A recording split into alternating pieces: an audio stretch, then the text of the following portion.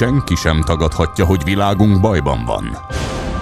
A városaink már a banda erőszak uralta csatatérré váltak. Az Egyesült Államokban minden 42 másodpercben elkövetnek egy erőszakos bűncselekményt. Minden 1/3 percben droghasználat miatt letartóztatnak valakit. 8 millió amerikai gyerek szed rendszeresen olyan gyógyszereket, amelyek erőszakot és öngyilkosságot okoznak. Az újságok szalagcímei iskoláskorú gyilkosokról és értelmetlen erőszakról szólnak. Ezek egyike sem csak úgy történik. People aren't aware that in 1940 a prominent British psychiatrist, Colonel J.R. Rees, addressed the National Council on Mental Hygiene and set the agenda for psychiatry for the next 60 years. Since then, psychiatrists have been given authority in nearly every sector of our society, with tragic results. We must aim to make it permeate every educational activity in our national life. Public life, politics, and industry should all of them be within our sphere of influence. We have made a useful attack upon a number of professions. The two easiest of them, naturally, are the teaching profession and the church. The most difficult are law and medicine.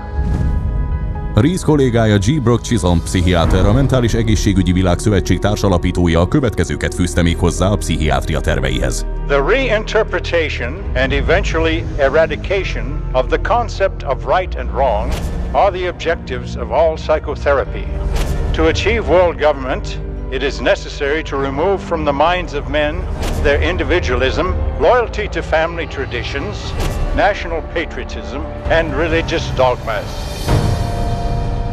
Mindenre kiterjedő tervük megvalósítása érdekében az amerikai pszichiáterek azzal biztatták az Egyesült Államok kongresszusát, hogy képesek megoldani az emberiség problémáit.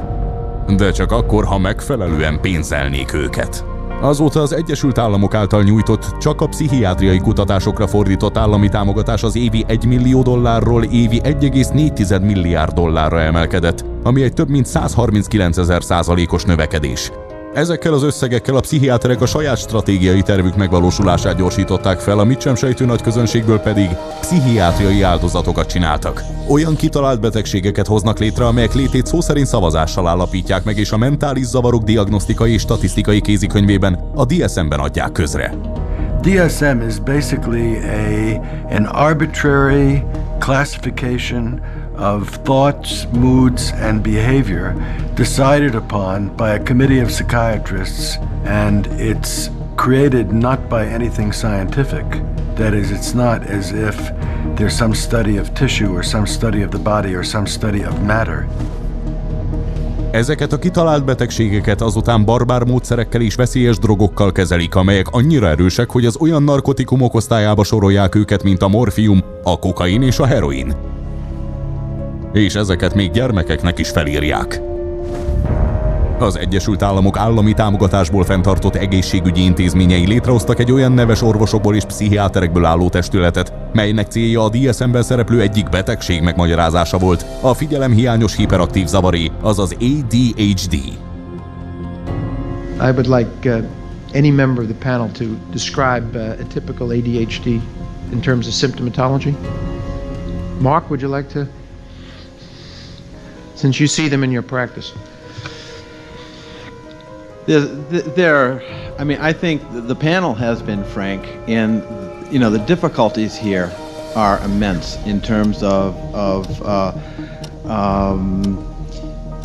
these. I mean, it is hard. It's very hard to know how to answer this question. They cannot, even when.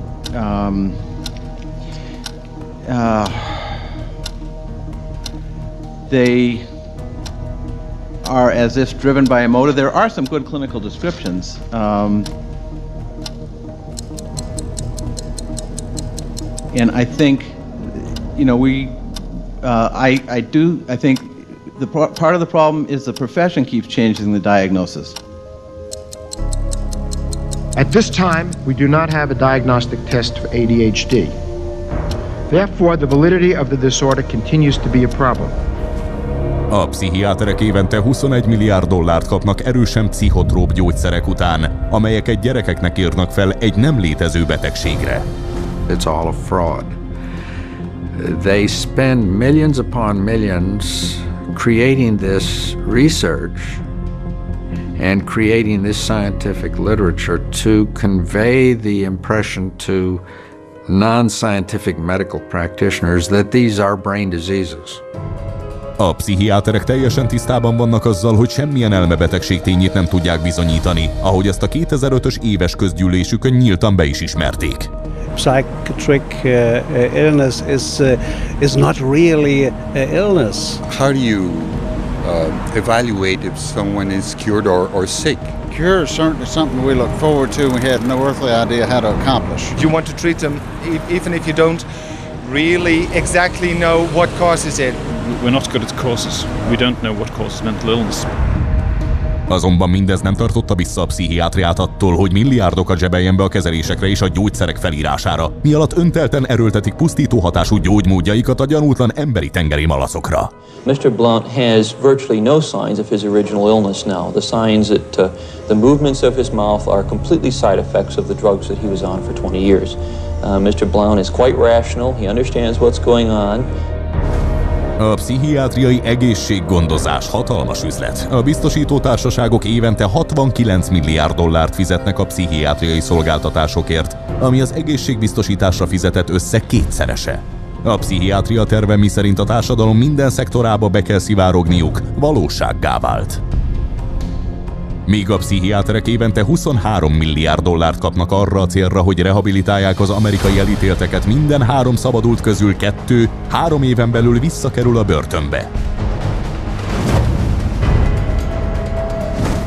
Az elmúlt 40 év alatt az iskolákban az oktatás színvonalának javítására a pszichiáterek és pszichológusok számára juttatott pénz elérte a 28 milliárd dollárt. 40 év alatt a funkcionális írástudás aránya mélybe zuhant. Mindemellett orvosoknak adván ki magukat, a pszichiáterek évente 2 millió embert részesítenek elektrosokban, akik közül 10 000-et meg is ölnek. A 12 dollár értékben felhasznált elektromos áramért évente 5 milliárd dollárt söpörnek be. Az úgynevezett csodakezeléseiknek köszönhetően csak az elmúlt 4 évtized alatt majdnem 2-szer annyi amerikai halt meg állami pszichiátriai kórházakban, mint ahányan 1776 óta az összes olyan háborúban, amelyben az Egyesült Államok részt vett. Tehát akárhogy is nézzük a dolgot, a pszichiátria nem jelentett mást, mint pusztulást. Míg minden évben 2 billió dolláros bevételre tesznek szert, egyetlen egy gyógyulást sem tudnak felmutatni. Akármilyen hihetetlennek is tűnik mindez, hamarosan szembe kell néznünk azokkal a pszichiátriával kapcsolatos tényekkel, amelyekről a pszichiáterek azt szeretnék, ha nem tudnánk. Az ő hatásuknak köszönhető az, hogy tönkre megy a társadalom. Valamit lehet és kell is tenni ezzel kapcsolatban.